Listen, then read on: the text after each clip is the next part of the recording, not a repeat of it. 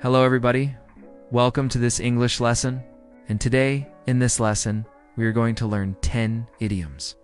For English learners, beginners, these are very easy to remember. We are going to learn about their meaning, and then we are going to practice using these idioms in example sentences. So if you're ready, let's get started. So the first idiom is break a leg. If you want to encourage someone before they do something important, something where they have to perform, what can you say? You can say break a leg. This means good luck. It's an idiom we use to wish someone good luck, especially when they're going to perform. For example, your son or daughter is going to sing, dance, or act in front of many people. You can go to them and say break a leg because it means I wish you good luck. But why do we say break a leg? Do we want the actor to break their leg? No, of course not. It's just an idiom. It's an expression we use to wish someone good luck. So if you want to encourage someone, if you want to wish them good luck, tell them break a leg. Okay, the next one is hit the books. What does it mean to hit the books? Well, it means to start studying. When we say hit the books, we mean that we're going to study hard. We're going to read our books. We're going to start preparing for a test. Now, maybe we need to review some vocabulary for a presentation at work. What can we say? We can say I need to hit the books. Okay, so this is an example. My final exams will be next month, so I need to hit the books. I have to study now. I have to read my books. Or another example. I see you didn't study for this test.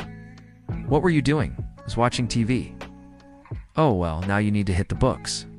You have to start studying if you want to pass this test. Okay, so whenever you want to start studying, whenever you want to start taking your books out and reviewing your notes, you can say, I'm going to hit the books, or I need to hit the books. It means you're going to study. The third idiom is a piece of cake. What does it mean? Well, if something is easy, if something is not difficult, we can say it's a piece of cake.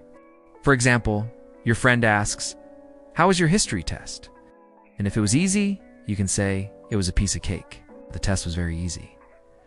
I studied a lot, so I knew all the answers. Okay. So if something is really, really easy, if something doesn't require much effort, you can say it's a piece of cake. It's easy. The fourth one is on the same page. When two or more people understand and agree with each other, we say they are on the same page. For example, your boss gives you an assignment and tells you to finish it by Friday. You can talk to your colleague and ask, are you on the same page?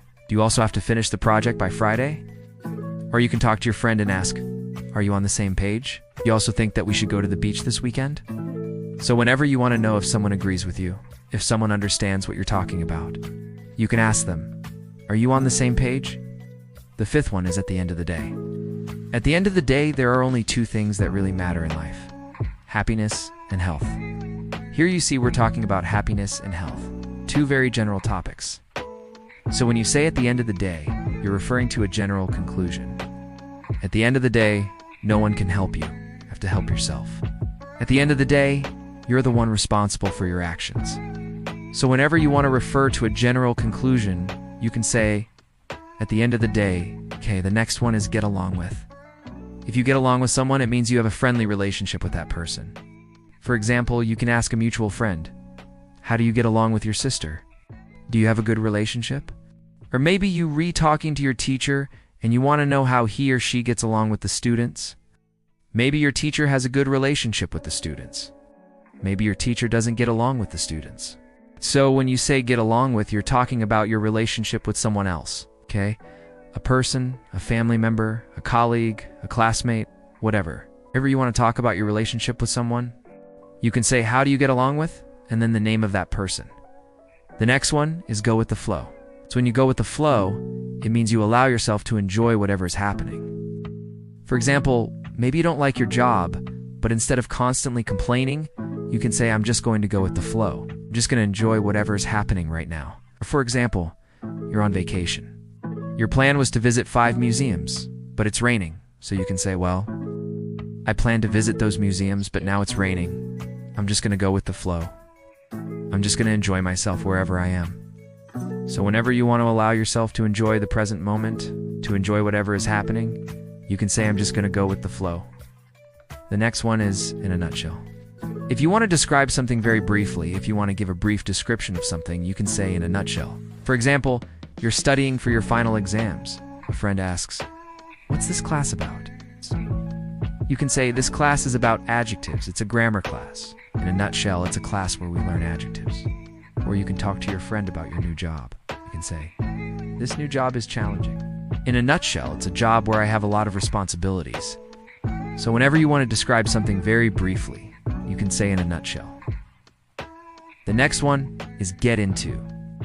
If something gets into something, it means that it enters that thing. For example, a lot of sunlight gets into this room during the day. A lot of light comes in. Or if you live in a noisy neighborhood, you can say a lot of noise gets into my house. There's always a lot of noise coming from outside. Or maybe you're studying in your room. You have the door closed, but your mom still gets into your room. She enters your room even though you have the door closed. So whenever something enters something else, you can say gets into. And the last one is on your own. If you are on your own, it means you are alone. You're by yourself. For example, after a breakup, after a fight with your boyfriend or girlfriend, you can say, I'm on my own. I'm alone now. Or maybe your parents went out and left you in charge of the house. You can tell them, don't worry, I can handle the situation. I'm on my own. I can solve the problem by myself. So whenever you want to say you are alone, you're by yourself, you can say I'm on my own. Okay, so these are 10 idioms for English learners. Beginners, I hope you enjoyed this lesson. I hope you learned something new. If you did, please hit the like button down below. Share this video with your friends. And if you haven't subscribed yet, please do. Thank you very much for watching this video. I'll see you next time.